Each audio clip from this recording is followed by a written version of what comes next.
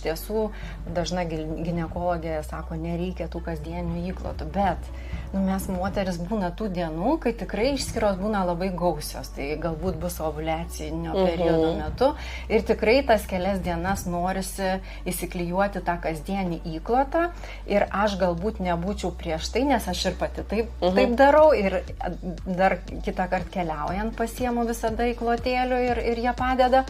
Bet į ką labai svarbu atkreipti dėmesį ir ypatingai tos, kurios renkasi kasdieną nešioti įklotus. Nepirkit tų pigiausių sintetinių ir dar kažkokių prikvėpintų įklotų. Ta sintetika kasdieną ir nelaidumas orai ir dar jeigu miega su kelnaitėm ir dar sintetiniam. Taip. Jo, tai bendrai mes galim padaryti tokią išvadą, kad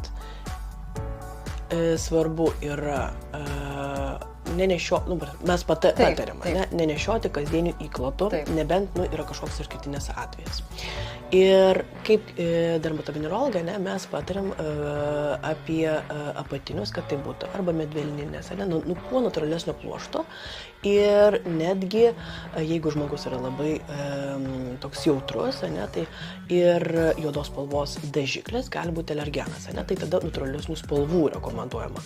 Ir kuo dažniau pakeisti, jeigu jūs jaučiat, kad jūs darbe, kažkaip ten suprakaitavot, kažkas pašuto, kažkokios iškirs, turėkite atsarginius apatinius, kad tiesiog galima būtų pakeisti. Tai yra geriau, tai yra ir tvariau, ir geriau, ir jūsų odai tikrai bus geriau šito klausimu.